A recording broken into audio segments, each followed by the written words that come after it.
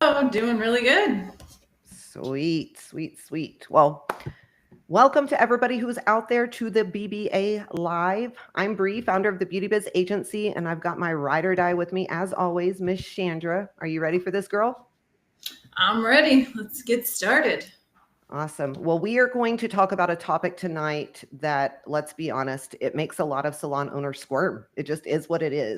But it's also one of the most important things that you have to get right if you want to build a profitable, sustainable business that's not going to run you into the ground.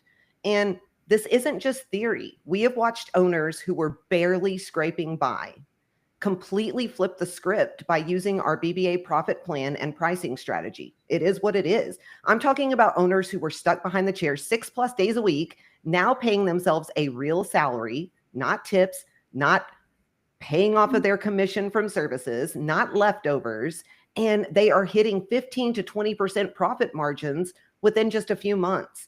This is what happens when you stop pricing emotionally and you start pricing strategically. Really, really important. So tonight we are going to go all in on service pricing and service menu audits. Very important. So whether you guys are here, you're joining us live on Facebook, you're in the BBA room, you're catching the replay on YouTube, say hey in the comments, tag your biz bestie, and just let us know that you guys are here. We're super excited. This is the kind of conversation that changes businesses and lives, right, Chandra? Like, no Oh, question yeah. about it. Yep, 100%. Awesome, awesome. I am just going to say this straight up before we get too deep into it. Some of you guys are out here, and I said this on the podcast the other day, but it's true. You're doing full luxury services at Costco prices, and then you're wondering why the math ain't mathin'. And I get it. Pricing is emotional. It's loaded when you think about it. But if what you're charging, if it doesn't cover your cost, your payroll, and your profit margins, you're not undercharging. You're actually undercutting your business so much more than you could ever think. Here's what we see inside of the Beauty Biz Agency all the time. Salon owners who are extremely intelligent, they're hardworking, they're super talented, but they built their pricing off of these feelings and not facts and not the data, but off of fear, off of guilt. What will my clients think? What are people going to say? So many things that run through our brains. And they're over here trying to grow with a pricing structure that was never even built to support growth in the first place. We see this constantly. So, Chandra, I want to break this down really, really quickly. When we coach our members through a pricing and menu audit, we always start with 3 questions. Is your pricing actually profitable? Not just covering your product cost, but what's actually left over after payroll, taxes, rent, overhead, right? And if you don't know that, that is already a red flag for us, correct? Oh, yeah. And most people don't. They don't. You're right. The second question we ask is your menu aligned with the business that you are running right now? So not 5 years ago, not 2 years ago, not when you were a solo and now you have a team. A lot of menus are still stuck in the past. And we see this all the time. They have a ton of outdated services, custom combos, confusing pricing tiers that just don't serve the clients or the team, to be honest. Have you seen that quite frequently as well? I would say majority of the time. Yeah. Yeah, it's crazy. And then the third thing that we always talk about is, are your services being booked and charged consistently across your entire team? If your stylists are out there and they are discounting, or they are waiving add-ons, or they are throwing in freebies just to make the client happy, you are leaking revenue every single day, even when you're fully booked. And this is probably one of the ones that we see quite frequently. It honestly kind of makes me wonder what's going on in some of the salons, because each stylist shouldn't be choosing their pricing. They shouldn't choose how much to charge or what they charge or when they do it. Like, that's not how it works. Chandra, how do you do it in your salon? Yeah, I mean, we have it straight across the board. You know, it's the same. We have level pricing for stylists, right? So every level has their own price for each service, but it has to be the same across the board and consistent. So that way, you know, each service is making a profit, which we've set our services up to be profitable for each one, and then also, you know, making sure that they're consistently charging the same way every single time, and weeding out the stuff that you don't really need. And we definitely do that in our menu quarterly even. So yeah, that's pretty much our service offering, you know, protocols there. Yeah, 100%. And here's the thing, you have to have a mindset shift in order to do all of this. Your service menu is not just a list of what you can do. That's not what it should be. And this is what we see all the time. It's this huge freaking menu of all of these amazing things that you super talented people can do. We know that you can do it. But your service menu, it needs to be a tool. It's a strategy. It's a system. It's not just a list of everything. It actually communicates your brand. It controls your time. It protects your profit. And it tells your team exactly how to lead the guest experience. That's what it does. Chandra, how often do we see owners trying to fix profitability by hustling harder when the real issue is that their menu was never built for where they're trying to go? I mean, I think this happens a lot. I think it happens all the time in our industry. And I think that's what happens is they realize all of a sudden that they're not hitting the numbers they should hit, or they're not being profitable. And then they scramble to hustle and try to like throw in all these extra things, or try to do all these extra things that aren't even really making that big of a difference to the bottom line. And I think that's a big issue that we see all the time. Yeah, exactly. And I think something that needs to be cleared up is it's not just about raising your prices across the board for just no reason. So many people in this industry think I've got to do my yearly price increase. That's just what I've got to do, right? And that, to me, when I hear that, cringe, like I just get chills because cringe. It's about knowing what your time actually costs, what your most booked services are bringing in. And if something takes 90 minutes, it eats up a ton of product and it only brings in $80, I hate to say it, but that's not a hero service. That is not something that you want. That's a liability. So in order to figure out what you should have and what you don't need, we have a quick 3-step way to start your own menu audit that you guys can start this week that will help you out tremendously. So let's walk them through step 1, Chandra. Step 1 is just listing out every service on your menu. Step 2, write down how long it takes, what it includes, how much product is being used, and what it typically brings in. Now, we understand if you have a team, if you have tiered pricing, it's going to be a little different, but it's about the average here. So keep that in mind. And then step 3, you always have to ask yourself, is this profitable? Here's the thing. You guys need to know that it's profitable and by how much it is profitable by. You need to know that. And you also need to think about, is it still freaking relevant? Is it being booked correctly by the whole team? Like, all of that stuff is very, very important. If you are saying no to any of those questions, then it is probably time that you start updating, you start combining, you start removing, and you start repricing things a ton. Chandra, what would you say about all of that? Oh yeah, I think that's definitely the top 3 things that you need to do to start diving into that, you know, auditing your services. I think that's when we did that, I mean, that was one of the biggest eye openers. We realized one of our most common services that we do, you know, on majority of our clients, which was a tint retouch, was losing money when we did that audit. And that was one we do almost every, you know, majority of the time. That's our most common service. And then really understanding how much that service actually costs you. By the time you understand every single expense that goes into doing that service, that tint retouch was costing us really like $140 and we weren't charging $140 for it. And we had no clue because we thought it's minimal product, it's a quick service, but it's also a lower price service usually. And so you have to make sure that those balance out and that makes financial sense to be charging it the way you're charging it, or it's time to figure out a different way to book that service. And that's what we did. We had to dive in and decide how we can change up what we're going to offer, get rid of things that don't make any sense, and then make those other services make a profit instead of be losing money every time you're doing one. Yeah.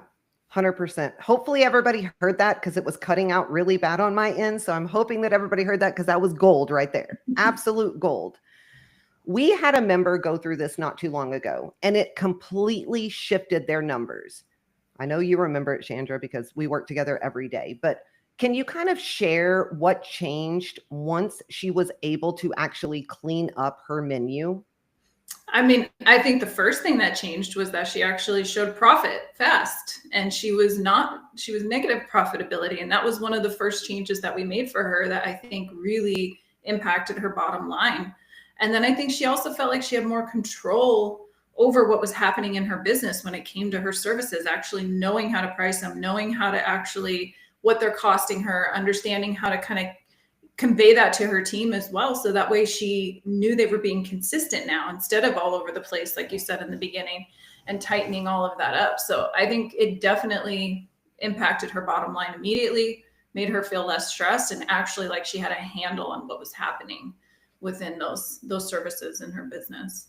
Yeah, 100%. And for those of you that are watching on Facebook, I apologize. We had some technical issues, but you can definitely go on YouTube and watch the beginning of this if you need to catch up. Sorry, didn't mean to interrupt, but there were some issues. But I think that's what we're talking about. Clarity always brings confidence. And confidence is what you have to have in order to lead your team, because your team, they are watching how you lead everything. And this is something that we miss all the time.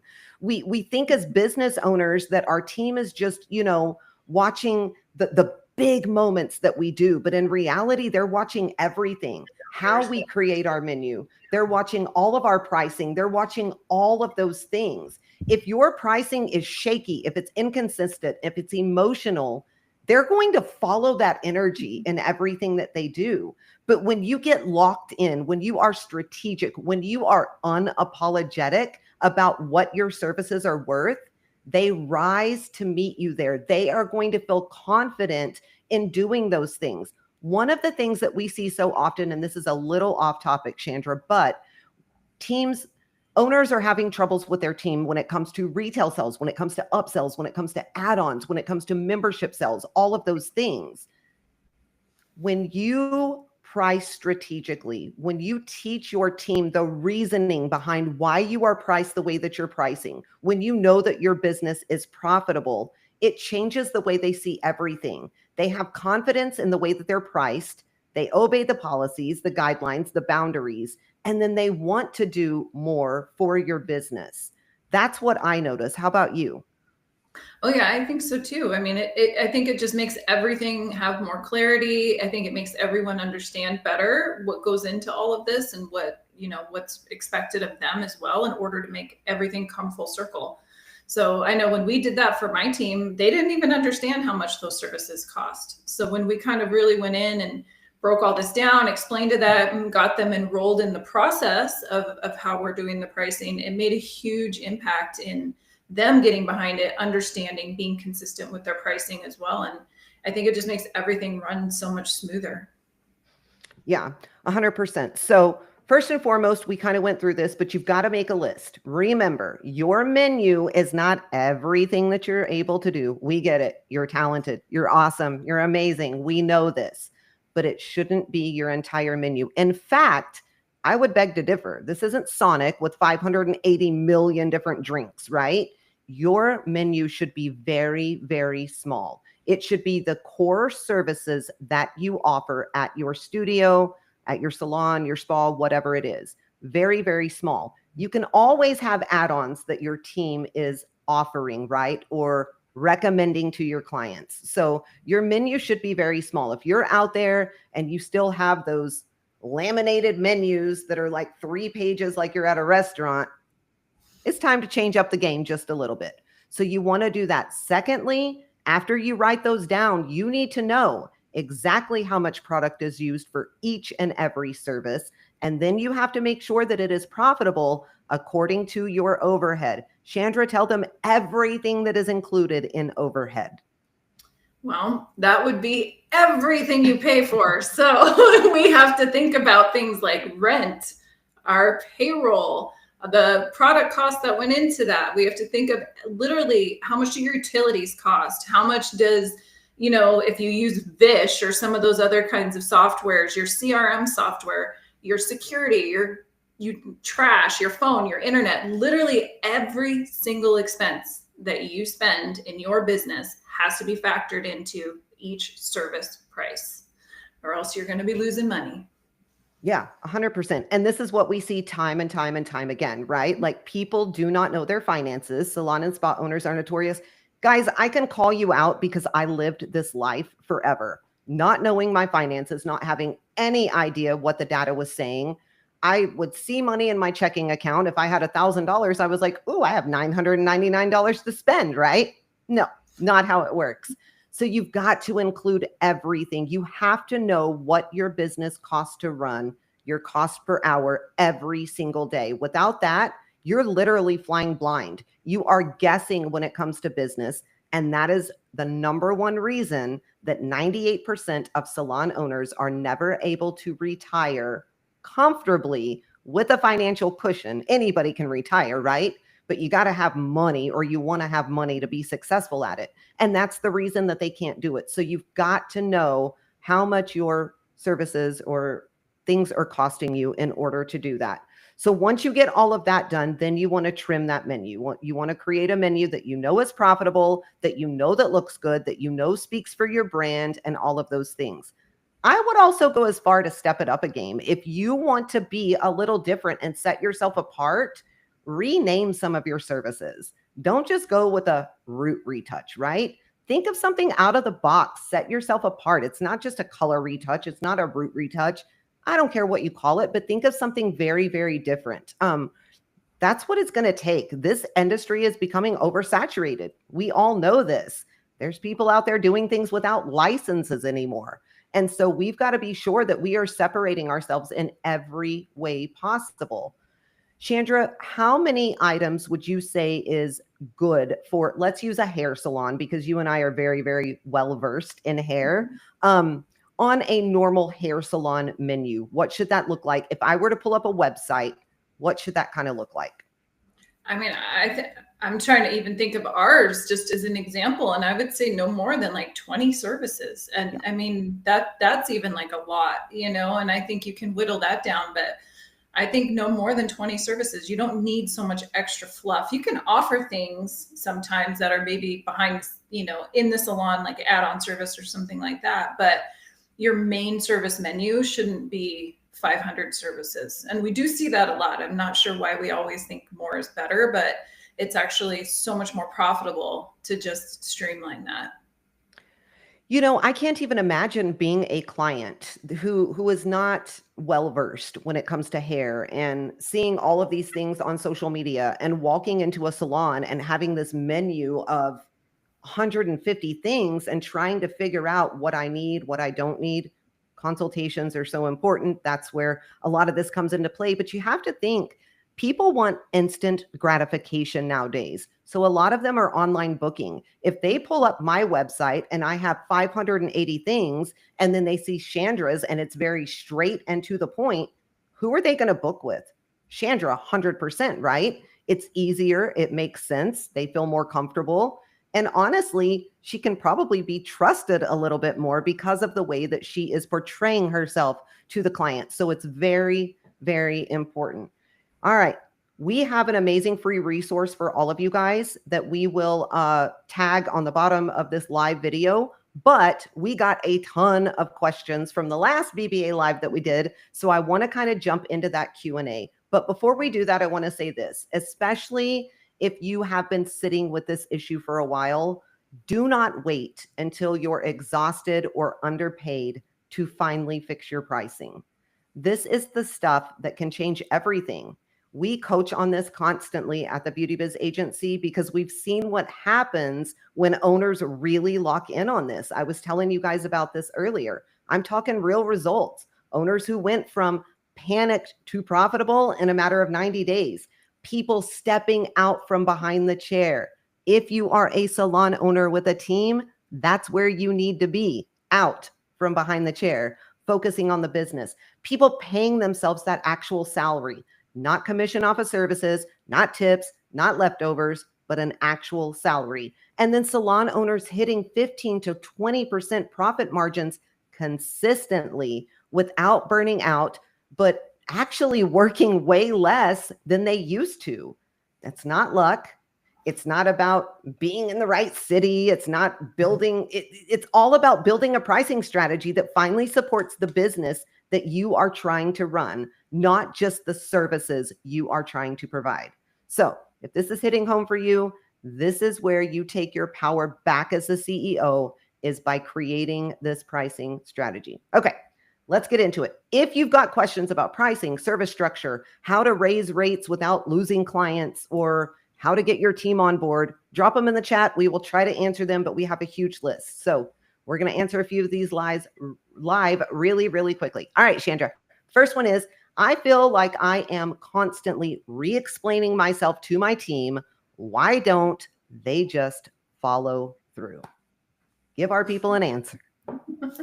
Oh, well, I mean, I feel like there sometimes can be a lot of reasons why that is like that, but I think that kind of all boils down to sort of your culture, and as far as how you set things up. Are they clear? Do they make sense? If you conveyed those expectations, is there, any accountability factor for them not doing it or listening or following through with what they're supposed to follow through with? Have you kind of become I always used to say, I feel like what's the Charlie Brown like teacher or whatever, when you walk around and you just hear like wah, wah, wah, wah.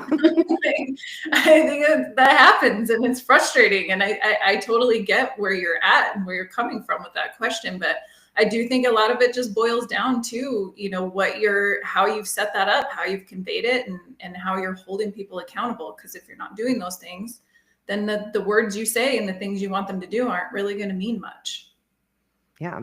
It's usually not that they are ignoring you. It's that there's no consistent system for follow through, right? If you don't have written expectations, regular check-ins, and clear accountability that is tied to real consequences or even rewards, everything's going to fall through the cracks. Like it's just going to. Repetition isn't the problem. Inconsistency is. So you have to set expectations once, then document them, and then follow up consistently with leadership. That is your job as the owner. And follow it up with leadership and coaching, not frustration.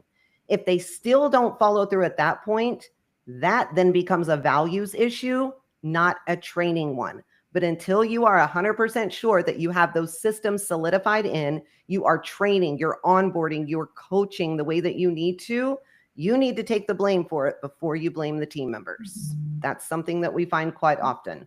All right, the next one, Chandra. What do I do when I have outgrown my current team, but I feel bad letting them go?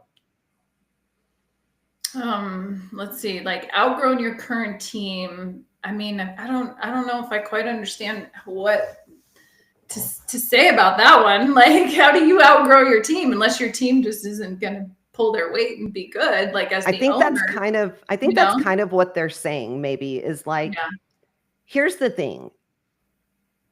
This is going to sound bad, but it's honest. You're not responsible for your team's comfort. You are responsible for the health of the business, in my opinion. So you just have to make sure that you are always open and honest with your conversations. You want to share where the business is going. This beeswax of not sharing with your team about the business that's old news. Like, people don't do that anymore. You need to share where the business is going, how their role fits into that, or how it doesn't. And you need to give them a chance to rise with you, but a complete chance, right? If they won't at that point, or if they can't, then it's okay to release them with respect. Keeping the wrong people kind of holds everyone back, including your leadership. So I think it's outgrowing your team isn't wrong. It's part of growth, but you have to make sure that you are leading, coaching, and guiding the way that you're supposed to before you can say you've outgrown them. That's what I say. Yeah. I think that's yeah, I agree. That's why I'm like, if you outgrow your team, I feel like there's something seriously wrong because your team should be growing along with you. So yes, 100%. Okay, the next one is actually a question that we get asked in every strategy call we have, in coaching calls all the time, and one-on-one calls. We get asked this constantly. How do I get my team to care about the business the same way I do? And the answer to that one is simple. They won't, nor should they. They shouldn't. You own the risk and the vision. They can care about their role. They can care about their growth. They can care about their impact if you show them how it benefits them. So in order to do that, you have to create clear benchmarks, career paths, incentives, things of that nature. But those have to be created specifically for your business, very, very specifically. It can't just be some random, hey, ChatGPT, how do I build out benchmarks and KPIs for my salon? It's not going to cut it for that. You need to show them that when the business grows, they're going to grow. Most teams, they're not disengaged because they don't care. They're disengaged because they don't see a path forward. They just don't see anything. Hence the reason a lot of people go into booth or suite rental.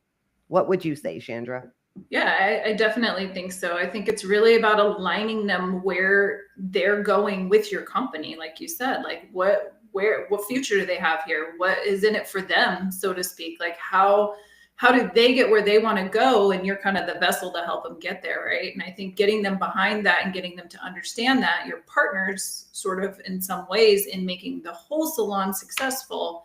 But in order to get there, they also have to be successful along the way. And once they really understand that and see that, then you can stop nagging them all the time and trying to understand why you can't get them to get on board. You know, it's because they don't know where they're supposed to get on board too. They're just kind of following along, right? Like you have to be transparent with them and make them see what kind of how they're part of the bigger picture. And that makes it a whole lot easier. Yeah, it definitely does. And I think the reality of the situation is, and this is just something that commission salon and spa owners are going to have to suck up and get over. People are going to leave.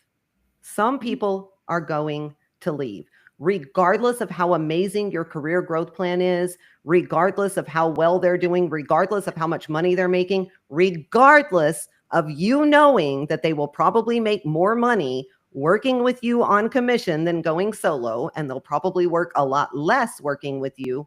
Sometimes people are just going to leave, and that's okay. This industry is so cutthroat when it comes to that stuff. We need to do better and be better. You know, one of the things that Chandra and I hear quite a bit is, what if they just take everything I've taught them and leave? Great. We need more great commission salon owners. Teach them things. If they choose to stay, amazing. But if not, we need more owners that actually know how to do things in this industry. This industry is really, really suffering. Okay, this one is for Chandra specifically. How do I get better at managing my money as a solo provider? Well, I would say one of the first things you have to do, knowing, because I've been in that position as well at one point, is you have to separate the business money from your personal money. And I think that's one of the biggest things that we see is they're kind of running their business account as a personal account. They don't really know exactly how much they need for all the expenses versus how much they need to make personally to keep their lifestyle on their personal side. And so I think that's one of the biggest things I would start with when you're trying to figure out how to manage your money on your own, is really separating those things and then creating a budget that, you know, I get the allure of wanting to rent and how you think you get to keep 100% of the money that comes in, and that for some reason that gets like ingrained in our brains when we're in the solo world. But it's not true. And so you need to really figure out exactly what percentage are you allowed to pay yourself. That might only be 40%. That might only be 50%, you know, and that's what you have to understand, is that you have to still pay all these expenses as well. So separating that money and then really budgeting yourself down to realize, you know, exactly how much can you afford to pay yourself. That doesn't mean you can't get yourself to a point where you can pay yourself more someday. You probably can, but you might have to take that hit for a while until you get your finances under control. And then you're able to put yourself in a position to pay yourself more. I think that's one of the biggest allures with that side of the business, and one of the biggest lies, honestly, that I hear all the time. It makes me crazy, but that's why they're struggling financially, because they don't know how to separate those finances, and they don't know how to put those buckets for where it could go together. So yeah, I think it's a big problem in the industry. I think, that's why so many people go solo, like you said. At the same time, I get the allure, I get but they end up working more most of the time and making a little bit less, regardless of what people say. If they are being honest, that's how it ends up being. At the same time, we as commission salon owners, we need to do more. We need to give more. We need to create more. Our people should be able to make $100,000 a year working 4 days a week and 28 hours a week. Like, it should be possible. It is possible. I know it is. And so we need to do better as well. I would say start by tracking everything. Use a simple tool, a spreadsheet, an app, whatever it is. Monitor your income, your expenses, your product cost, your taxes, everything. From there, break up your income into categories like paying yourself, saving for taxes, reinvesting into your business, setting aside for profit. Like, give every dollar a job, like a legit job. Even if you're not making a ton right now, this structure is going to help you build habits that support long-term financial stability and confidence, which is pretty much the same thing Chandra said, because we're always on the same page. But okay, the next one is, I'm scared to take a vacation because I don't get paid when I'm off. How do I fix that, Chandra? Well, if you set yourself up for profitability and you have all of your, those things kind of lined up to where your business is making a profit, then it's much easier for you to take a vacation, because you have additional money coming in, or you have additional money that's set aside to be able to pay for that time. Yeah, absolutely. And I think the key is planning ahead, especially if you're a solo, right? Because this is really going to affect those solo providers out there. Planning ahead, and maybe look at building paid time off into your pricing. If you plan on taking a vacation every single year, then you need to build PTO into that pricing, right? You have to divide your annual income goal across 50 weeks instead of 52 weeks. So you really need to break it down and be smart. This way, you're still able to hit your goals even when you're off, which is a beautiful thing. Also, you're going to have to tighten, your booking windows. Maybe consider offering something like a limited time upsell or promos right before you leave to give you a little bit of extra money. Taking time off isn't irresponsible. It is essential for everybody in this industry, but it takes intentional planning. Very, very intentional planning. All right, Chandra, the next one is, I'm booked solid, but I'm still not making a dime. What is the problem? Well, I think with that one, that's probably a couple things. I do think pricing, like we've been talking about this whole time, if you are booking yourself solid and you still don't have any money, then you're probably not priced for profit, and you might be losing money with every single service that you're offering. And then I think you also have to take a look at your service times. Like, are you booked solid, but that's only like 2 or 3 clients in a day? Like, how long does it take you to do those services? Or are you able to shorten your timings, or, work a little bit more efficiently in some ways and be able to get 1 or 2 more clients in per day? I think that's kind of where the two biggest places I would look first, to try to figure out why, if you're that busy, that you still don't have any money left over. Yep, I agree. And something that we see all the time is people spending a lot of time on low profit services, because when you know how much profit is built in and how your pricing should be, there's still going to be low profit services. Unfortunately, 9 times out of 10, those low profit services are the ones that we do most frequently. Like Chandra said at the beginning, right? The color retouch, the root retouch, it is what it is. So you've got to make sure that that's not what's happening to you. All right. Do I really need systems as a solo stylist, or is that just for salon owners with teams? Well, I think, are you like so disciplined and structured that you know exactly what you have to do and show up for work every single day and come in 100%? Because most people are not.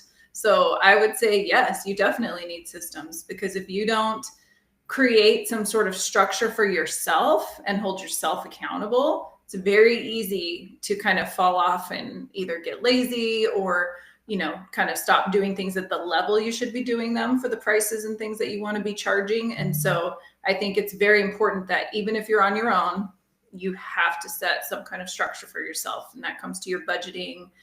I mean, literally everything that you do inside your business. Yeah, I agree. I think solos almost need systems even more because they are wearing every hat, the service provider, the receptionist, the janitor, the CEO, the everything, right? So I agree with you. You're going to burn out. You have to have systems, like Chandra said, for everything: scheduling, boundaries, pricing, policies, inventory, follow up. Like, you should have systems for everything, even a simple intake form, client welcome message. Like, you need stuff for everything.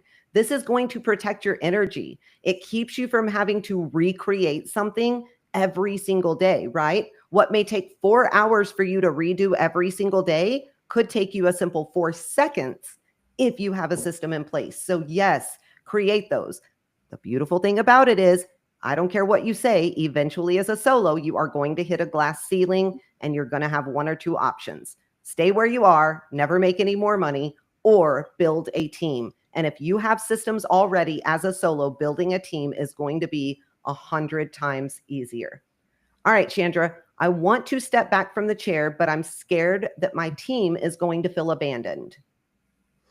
Well, I definitely could speak to this one because I did feel like that when I stepped back from behind the chair. And it wasn't necessarily that I thought that they were going to feel abandoned. I kind of just thought that they were not going to, that they were going to look at me differently. Like I just wasn't showing up anymore and I wasn't a hard worker anymore, or all those things, because I was always working 24/7 behind the chair.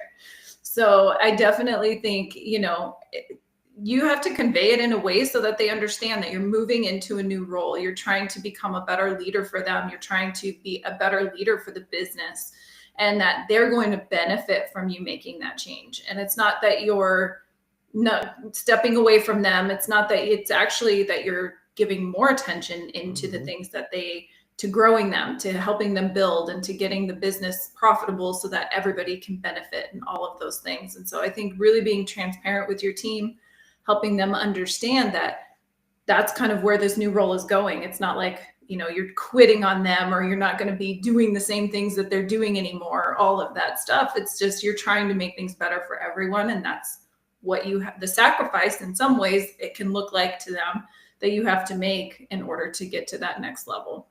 Yeah, 100%. Communication is key. Just remember this: you want to create structure, you want to delegate leadership tasks. Like, those are the things you want to do. Once you start doing that, you want to be available for guidance, but not micromanagement, because that's one thing that we see quite frequently. The owners are stepping back, their team is supportive, they want to rise with them and help build, right? But then the owners just go straight into that micromanage role. And so do everything you can to avoid that. Okay, how do I hold my team accountable without sounding like a dictator? Well, I really think it comes down to your systems. Like, if you have clear systems in place, and everybody knows, you've been very clear with that, with your handbook, with wherever you need to post those systems, those policies, those things that they need to follow, you're just upholding the rules at that point. You're not having to run around and be mean, because they know what's expected. They know what they're supposed to do. They clearly, when they signed up to work for you, this was something that was very clearly explained. And so you don't have to feel like a dictator, because you're just upholding the rules. And if you have somebody that's constantly breaking them, that's a different situation. And you have to, handle those people with the accountability that you have in place, whether it's writing them up or putting them on a personal improvement plan, or letting them go because they're not, following into your culture and into the things that you're trying to create. So really, it just helps you build your culture as well, having those things in place and very clear, and it weeds out the ones that aren't going to be a good fit. So try not to be a dictator, but just uphold the rules. That's it. Like, they know what they're supposed to do. And that's, Yeah, I think so many people look at it as dictatorship, but accountability is actually leadership. It is actually you doing your job. It's not about control. It's about leading and coaching and guiding. It's not about being harsh. It's about being clear, consistent, and fair. The problem is most owners, they try to wing it, right? They rely on their emotions. That's why Chandra and I preach systems that kind of remove that awkwardness and create a culture where accountability is just the normal, not the exception. I guarantee you, 80% of salons, commission salons that we walk into, accountability probably feels like the exception when it comes to almost everything: clients, team members, owners, everything. It needs to be the norm. It needs to be the norm. All right. I just hired someone and it is not working. That's so funny. I literally just read this right before we got on live too. I just hired someone and it's not working. How long do I give it before I let them go? I mean, I think that's what your introductory period's for, right? Like you could choose to do 60 days, 90 days, whatever that looks like. But I would definitely, and you could cut them sooner than that. I mean, a lot of times, within 30 days or less if they're going to be a good fit. So I think definitely building that introductory period into your systems and into your handbook and whatever you do when you hire them, so that they know up front. That way, it is what it is. If it's not working out, it's not working out. Yeah. Get them out. If there's no clear onboarding structure, if there is no probationary plan, you have lost control from the beginning. Like you have to have that. And so it's really, really important, like Chandra said, that you create it. You need those systems in place for the set expectations, the progress tracking, all of your hiring decisions before it starts becoming personal or emotional. So have all of that built into place. Another thing is you need that documentation, right? I think I was reading right before we hopped on here that somebody had hired someone and it just was not working out. I think she had been there not even 30 days or whatever, but they were worried about them filing for unemployment.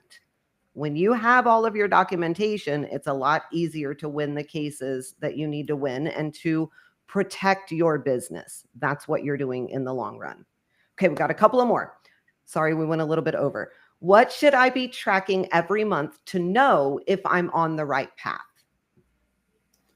Like financially, I'm assuming? Is that what that's? Yeah, that's what I would assume. Like maybe, well, that, and I would go as far as team maybe too, like service revenue versus product, like a little bit of everything. Yeah. Mm-hmm. Yeah. I mean, I think if you want to know if you're growing, if your business is healthy, I think the KPIs are going to be one of the biggest things to look at. And that's going to be like your average service ticket, your average retail ticket, your percentage of retail to service, things like your revenue dollars, right? How much service sales, what your pre-book looks like. I think one of the biggest ones that I would definitely keep an eye on is your retention.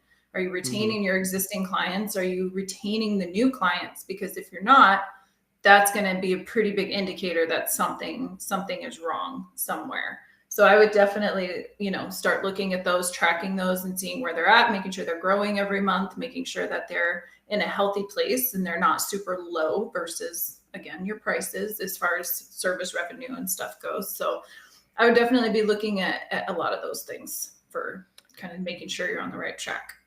Yeah, 100%. Because if you're not tracking it, you're guessing on everything that you're doing. And we cannot stress this enough. Don't get on Facebook or social media and ask what benchmarks or KPIs should look like. Because I'm telling you right now, my KPIs and Chandra's completely different. Completely different. It's what benefits my business. Everybody in our BBA community, their benchmarks are you wouldn't even recognize them. They're so different, but it's what works for their business. So if you don't know things about your business benchmarks, KPIs, or your teams, that is something you have to get solidified immediately. Okay. How do I get my team to sell retail without sounding pushy? Oh, that's the never ending question. I feel like everybody's got this question. I mean, I think there's a lot of things that you can do. I think right now retail is hard. And I think you have to give a little bit of grace sometimes, because I do think, there's a lot of things going on in the economy. We could get into a lot of other stuff with that, but I'll just sum it up with retail's a little harder right now and we all are feeling it, right? So I do think that's, something to take into account. But I think a lot of it comes back to their career path, and also are you making sure that they have the training that they need to sell retail? Do they feel confident to talk about the product? Do they know how to use it themselves? Do they know how to talk about it to the client? Are they showing the client how to use it? Are they explaining why it's important for them to use it? I think that a lot of those things, a lot of times when we talk to stylists out there, they don't know. They're just like, yeah, it's on the shelf. Like nobody really told me what to do with this. They use it, but they don't really know how to talk about it. And so I think making that a comfortable conversation is helpful because then they're not so afraid to be salespeople, right? Like everybody's afraid of that word and they don't want to sound salesy, but it's all about them being the professional and making those recommendations. And that's kind of where we position our retail sales in our salon a lot, is more based on recommendations instead of being the pushy salesperson. And it seems to be a lot easier for them to get behind that idea than trying to just sell retail. But I think tying it to their career path so that they know, I have to hit these numbers if I want to move up. Like I have to do these things if I want to get to the next level. That helps a lot too. So I think those are the two things that I feel like make it more successful for us in my salon. And I think that a lot of other salons, when they start implementing that, notice a pretty big difference pretty quick. Yeah, I agree with you. And I do think, I mean, we have seen the industry shift over the last 4 years drastically. I mean, post-COVID, right? Like drastically shift. And I think retail is going to be one of those things that is either going to make it or break it within the next year or two. We're going to really find out. I think I'm just going to speak honestly for myself, not for Chandra. I think a lot of these companies and manufacturers have really done us dirty in the beauty industry. I really think they have. I think they've let us down big time. And that's something that we're just going to have to figure out how to navigate, or just stop navigating it altogether and figure out something different. So it's going to be very interesting to see where that goes. I'm not saying give up on retail.